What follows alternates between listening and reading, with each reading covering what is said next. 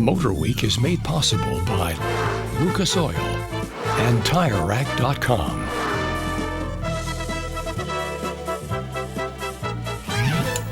When the Acura automobile division of American Honda began operation in March of 1986, we were impressed with the big, luxurious Legend, but we had a special fondness for the smaller Integra.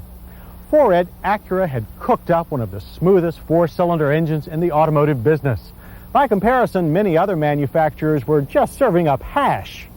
Well, a lot has happened in the 3.5 years since the Acura Integra's introduction. Smooth-running, high-revving four-cylinders are a staple offering from nearly all Japanese manufacturers, and most of the Integra's competitors are now strong, well-rounded machines. The counter, Acura has introduced a new Integra. So let's see what they've created to please our palate this time. The latest Acura Integra appeals to our appetites more than ever, but this time in different ways. Most noticeably, it has become a feast for the eyes. Longer, lower, and wider than last year's model, the Integra is an exercise in the golden mean. Proportions are nearly perfect, and so is the execution. There wasn't a flaw to be found in our car's fit or finish. The design is functional, too, with aerodynamic flush glass and frameless glass for the doors. This configuration makes the door lighter and easier to operate, but it doesn't make for a nice solid thunk when the door is slammed. Speaking of doors, the Integra comes as either a 4-door or a 3-door coupe. The 5-door is gone. And there are 3 trim levels now, RS, LS, and this new top-of-the-line GS. For a base price of $16,675, the GS trim offers tilt steering wheel, power windows, mirrors, and door locks, stereo, and cruise control. And it's the only Integra with anti-lock brakes. More on that later. Once inside, the Integra's dash tells you that this car is definitely a part of the Honda family. The low-gloss plastic is excellent quality, and textures look rich. But we found more interior design compromises than expected. Gauge faces have the same efficient Honda look, although there could be more of them. Seats are firm, as we've come to expect from Honda, maybe a bit too firm, but fabrics are rich to the touch. Seat controls are manual. The side bolsters and lumbar are adjustable, but the amount of extra support is limited. The steering wheel adjusts for tilt. A motorized shoulder belt is used to meet federal requirements, not a preferred airbag. Driver dash controls operate with precision. However, we wish Honda would stop putting so many controls behind the steering wheel and stalks. There is nothing blocking access to the simple-to-use controls for ventilation and heating. It's worth noting, though, that air conditioning is a dealer-installed option that will end up costing an extra $1,000 even on the GS trim level.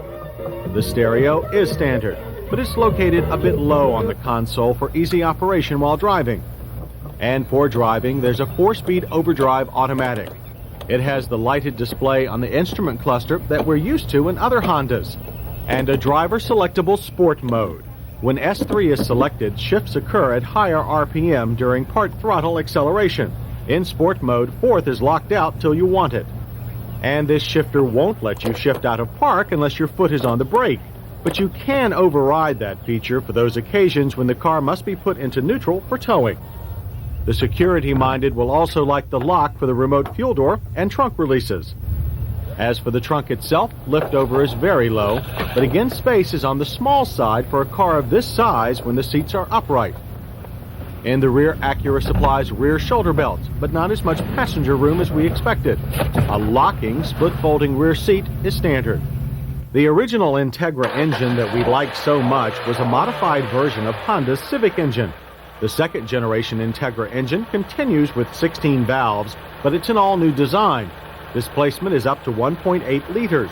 Horsepower is 130, torque 121 pound-feet. The Integra is larger and more powerful than before, but it paid a price: weight.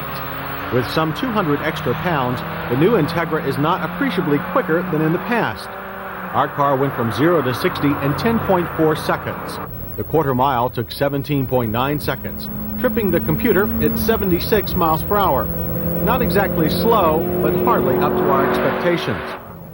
We're happy to say the engine is smoother and more willing to rev than ever, though the automatic transmission makes the engine's power feel hard to reach. Shifts seem to happen too quickly. But the Integra doesn't reach its limits of adhesion until it's pushed rather hard. It responds quickly to steering inputs.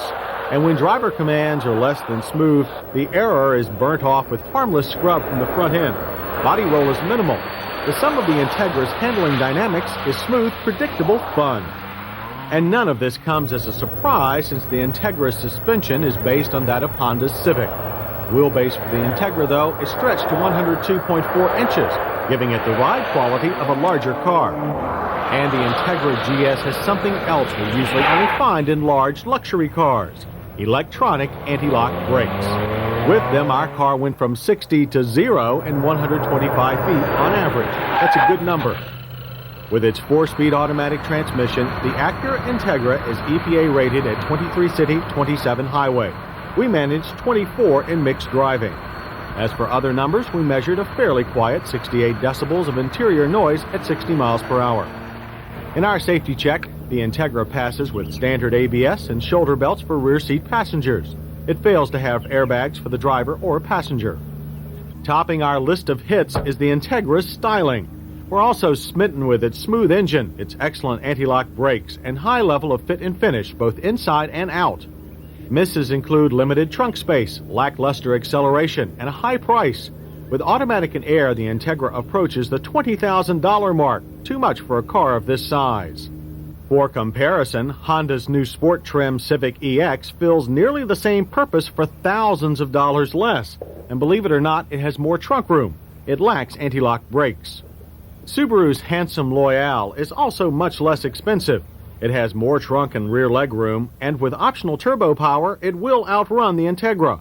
It doesn't have the Integra's smooth engine or anti-lock brakes. What the Integra has over both of those cars and all the cars in its class is its image. It's not the kind of car you're going to see in every driveway. Price alone will see to that. Aside from not having the stigma of economy, it behaves like a much larger sports luxury sedan, giving practical concerns a back seat. This is a car for the senses. It's smooth to the eye and to the touch, and it has an air of quality that's impossible to quantify. The Integra, in its second generation, is once again as much a work of art as it is a car.